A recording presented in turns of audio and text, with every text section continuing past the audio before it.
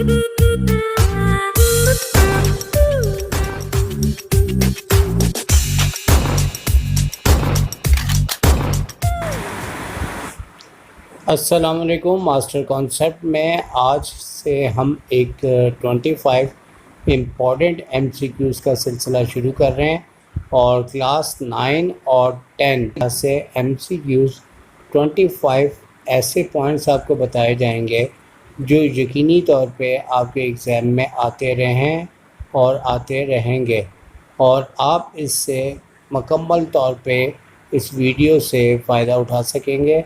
इस सिलसिले में 25 में से आज हम फर्स्ट वीडियो आपकी खिदमत में पेश कर रहे हैं, जिसका ताल्लुक़ चैप्टर नंबर 2 से है।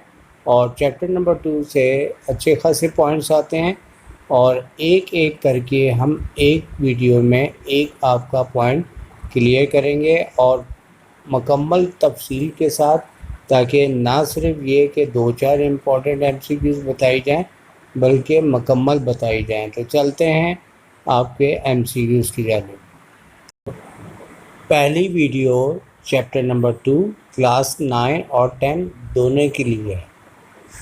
चैप्टर का नाम रियल एंड रेडिकल नंबर्स है और इस सिलसिले में पहली MCQs जो कि एग्ज़ाम में हमेशा आती रहती है और इसमें 3 की पावर -1 और मल्टीप्लाई 3 की पावर लिखी हो या ना लिखी हो, इसका मतलब है 1 है। और ये बिल्कुल सिंपल सी है और इसका आंसर 1 आएगा, चूँकि बेसिस सेम पावर ऐड करेंगे तो 3 की पावर 0 यानी कि 1 आंसर इसका आ जाएगा। तो इस सिलसिले में याद रखें कि बहुत से पॉइंट्स आते हैं और सेकंड MCQs आपके सामने आ चुकी है जो कई बार एग्ज़ाम में आई है। इसमें 8 की पावर 1/3 और मल्टीप्लाई √36 है। अगर हम 8 को देखते हुए 2 का क्यूब लें तो 3 से 3 कैंसिल हो जाएगा और रूट से बाहर निकल के 6 आएगा और दोनों को मल्टीप्लाई करें तो हमारे पास आंसर 6 2 12 आ जाएगा, जैसे कि हमने करके बताया है। 12 इसका आंसर है। तो देखो आगे बढ़ाते हुए नंबर 3 MCQs, इसमें 64 की पावर -2/3 है। ये कई बार एग्ज़ाम में आ चुकी है। इसमें हम पहले 3 ख़त्म करेंगे और फिर 2 से स्क्वायर करते हुए पॉजिटिव पावर लाएंगे। तो 64 सबसे पहले हमें पता है कि ये 4 का क्यूब है। तो 4 का क्यूब जैसे ही हम बनाएंगे तो हमारे पास आप देख सकते हैं कि 3 से 3 कैंसिल हो जाएगा, फिर -2 पावर है तो अपॉन में आके 1/4 का स्क्वायर यानी कि 1/16 इसका करेक्ट आंसर हो जाएगा। और इससे मिलती जुलती कई MCQs आ चुकी है। तो भाई अब नंबर 4 है। ये तो बिल्कुल सिंपल है, लेकिन मैंने चेक किया बहुत से स्टूडेंट इस MCQs का भी आंसर 0 बता देते हैं, जो कि बड़ा हैरान कौन है। ये तो बिल्कुल सिंपल सी बात है कि कभी भी किसी नंबर की पावर 0 हो तो याद रखें उसका आंसर 1 के इक्वल होता है।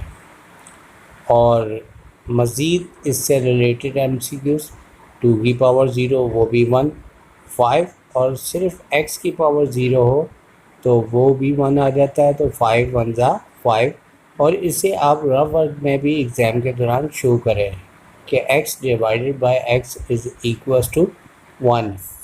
तो लिहाजा x की पावर 0 हो तो आपको वजह भी बता रहे हैं कि x से x डिवाइड होता है तो उसका आंसर 1 आता है। अब नंबर 5 है जो किसी दौर में इतनी ज़्यादा MCQs आई है जिसे एक बहुत ही लंबा गैप आ चुका है। तो ये किसी लम्हे भी MCQs आ सकती है। इसमें लिखा हुआ है the element dash is called multiplicative identity. तो भाई इसका आंसर आपको सिर्फ याद रखना है, इसका आंसर है 1। और इसकी मीनिंग है कि कौन सा ऐसा नंबर है जो किसी से मल्टीप्लाई होता है तो इफ़ेक्ट नहीं डालता। आपको पता है वो 1 नंबर है। 1 किसी से भी मल्टीप्लाई होता है उसमें कोई चेंजिंग नहीं आती। तो नेक्स्ट MCQ इसी से रिलेटेड है क्योंकि माजी के अंदर कभी 5वीं और कभी ये 6ठी MCQ दोनों ऑल्टरनेट आया करती थी। तो ये है the element dash is called additive identity. इसमें भी सिर्फ़ और सिर्फ आपको आंसर को याद रखना है कि वो ज़ीरो, इसका आंसर है वो ज़ीरो एलिमेंट है, और इसकी मीनिंग ये है कि वो कौन सा नंबर है जो किसी में ऐड होके कोई भी उस पर चेंजिंग नहीं लाता, तो वो नंबर ज़ीरो है। तो हमने इसकी मीनिंग भी बता दी है।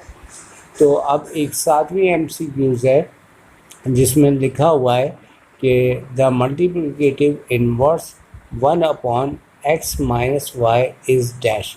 याद रखिए कि मल्टीप्लिकेटिव इनवर्स में आपका न्यूमरेटर डिनोमिनेटर बन जाता है और डिनोमिनेटर न्यूमरेटर बन जाता है। जैसे कि आंसर हमने ए आपको इसमें बताया हुआ है कि इसका आंसर x माइनस वाई इसका करेक्ट आंसर होगा। तो अब एक प्रॉपर्टीज़ है जो पेपर के दौरान बहुत ज़्यादा आती है, वो ये कि the x is equals to Y, y equals to z, then x is equals to z. The property used is called dash। तो इसका आंसर हमारा यानी कि बी वाला ट्रांजिटिव प्रॉपर्टीज़ होगा। और याद रखें कि ये बहुत ज़्यादा नहीं लेकिन अक्सर एग्ज़ाम में हमारे आ चुका हुआ है। तो उम्मीद है कि आज आपको समझ आया होगा। इंशाल्लाह नेक्स्ट वीडियो के साथ मुलाकात होगी। सर शाहिद को इजाज़त दीजिए। Take care. अल्लाह हाफिज़।